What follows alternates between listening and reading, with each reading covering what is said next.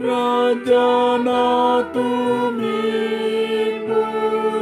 sigongoni kami jaloma pujian nami dengan dibasamnu pangolukan kami hati berdosa kami saya pun bergugur demi menginginmu senami Tuhan nasana tumandang Tuhan Yesus Kristus saya endeon makuana nasana porsean saya ringgas patulus nasinakap nitu kata satu ingatan tetap pujian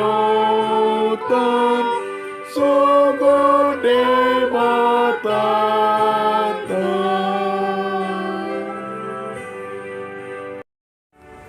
Mari kita berdoa. Kasih karunia dan damai sejahtera dari Allah Bapa dan dari Anak Tuhan Yesus Kristus menyertai kamu sekalian. Amin. Salam saudaraku, firman Tuhan bagi kita hari ini tertulis dalam kitab Mazmur 77 ayat 12.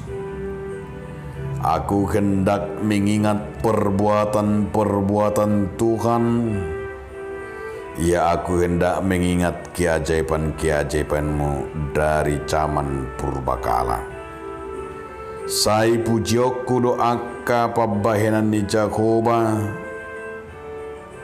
Ai sai ngotokku do halongangan akan nabinahenai sian narobi. Demikianlah firman Tuhan. Saudaraku, judul renungan kita hari ini adalah jauhkan segala kejahatan. Pemazmur tetap percaya hanya kepada Allah. Ia menyatakan imannya kepada Allah, tidak ada yang lain dalam hatinya. Yang dia rasakan tidak ada yang sebanding dengan Allah yang Maha Kuasa, Allah yang Maha Besar. Di mana pemazmur menceritakan sebuah pengalaman yang dia lihat baik dari sejarah, baik dari kesaksian penglihatannya, baik dari dirinya termasuk dari doanya. Namun salah satu adalah yang kita lihat di sini. Ia mau menceritakan sebuah keajaiban-keajaiban Tuhan di masa lalu kepada umat Israel. Dalam hal ini adalah perkara umat Israel keluar dari perbudakan, di mana umat itu merasakan pertolongan Tuhan. Tuhan menjauhkan segala kejahatan dari umatnya. Di saat prajurit-prajurit Firaun ingin membinasakan mulai dari awal sampai mereka Exodus keluar, mulai dari Musa ia lahir sampai mereka sampai di tanah perjanjian, kita melihat bahwa selama 40 tahun itu perjalanan mereka keluar dari Mesir itu luar biasa, sehingga firman ini diingatkan. Termasuk salah satu mengingat perbuatan Tuhan dan mengingat keajaibannya. Mereka tidak mencangkul tapi makan. Mereka tidak memiliki listrik, mereka disinari oleh terang Tuhan.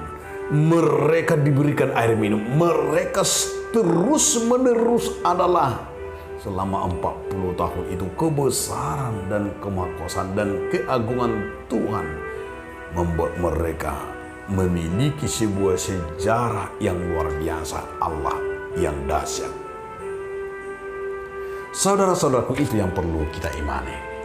Di mana kita mengimani dalam hidup kita Allah yang dahsyat, Allah yang melakukan kedahsyatan dan perbuatan Tuhan dalam hidup kita. Adakah kita mau menyaksikannya? Adakah kita mau menceritakannya? Saudaraku, renungkanlah bagaimana keajaiban dan kebesaran Tuhan di dalam hidup kita. Mulai kita lahir, mulai kita memiliki hidup dan termasuk mulai kita ada di dunia ini, sungguh nyata kedahsyatan dan kebesaran Tuhan. Amin.